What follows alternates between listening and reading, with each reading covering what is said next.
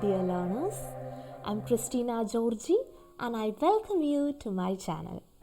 Today we'll deal with the novel, a literary genre. So the major focus areas include a brief introduction to literary genre, defining the novel, the origins of the novel, the predecessors of the novel, the rise of the novel in the 18th century, and the four wheels of the novel. Are you familiar with this term genre? If not, I am here to help you out. The Oxford English Dictionary defines the term genre as a particular style or a category of works of art. What do you mean by a literary genre? A literary genre can be defined as a type of literary work characterized by a particular form, style, or purpose. As you know, there are three major literary genres. They include poetry, prose, and drama. So, our very topic of discussion, the novel falls under the category of prose. The literary term novel may be applicable to a great variety of prose writings. The novel as a genre is an extremely open and flexible form. A novel is simply a long narrative story with characters and plot settings. E. M. Forster, in his critical work titled Aspects of the Novel, published in the year 1928, states that, I quote, "A novel should have a minimum length of about 50,000 words, I unquote. A novel, therefore, needs to be longer than a short story." Apart from the length, what are the basic differences between a short story and a novel? A short story often covers shorter time span with fewer characters and a simple plot line, whereas novels cover many years with the effective use of numerous characterizations and complex plot setup. Moving on to the origins of the novel. The novel owes its name to the Italian word novella, meaning a tale or a piece of news. The novel is called roman in French and is derived from the word romance. Moving on to the predecessors of the novel. The novel had three predecessors, namely the epic, the romance, and the picaresque narratives. Let's have a look at them one by one. Firstly, the epic. What is an epic?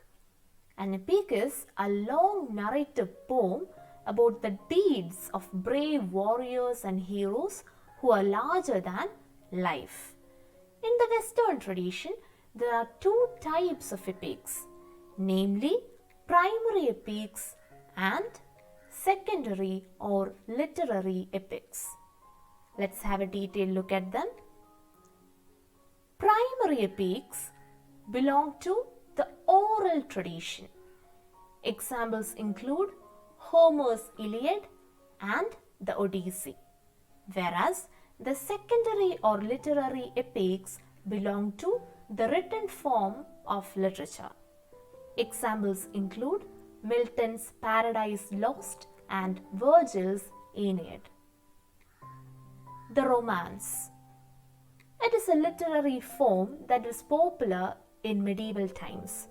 In the 13th century, a romance was an adventure story, usually of love or chivalry, and it was written in verse.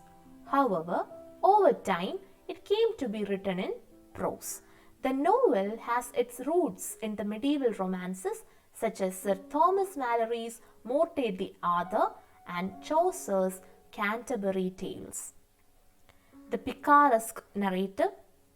Originated in Spain in the 16th century, the picaresque narratives depict the adventures of a roguish hero known as the Picaro.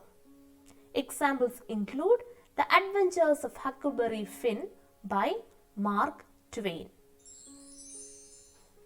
The novel was born in the West, primarily in the 17th century, but its development took place largely in the 18th century. Why did the novel flourish in the 18th century England? Several factors contributed to the popularity of the novel in this age. Let's have a look at them one by one. Firstly, the spread of education. The spread of education and the mushrooming of newspaper and magazines led to a remarkable increase in the number of readers. Literacy saw a sharp rise during these times. Book clubs and circulating libraries also came into vogue. Secondly, the rise of the middle class. An economically powerful and dominant middle class began to emerge during this time. They wanted to read for pleasure and relaxation. Third factor, the advent of a new class of female readers.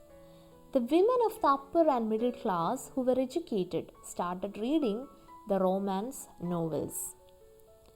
The fourth reason is the spread of the democratic movement, which emphasized the life and activities of the common people.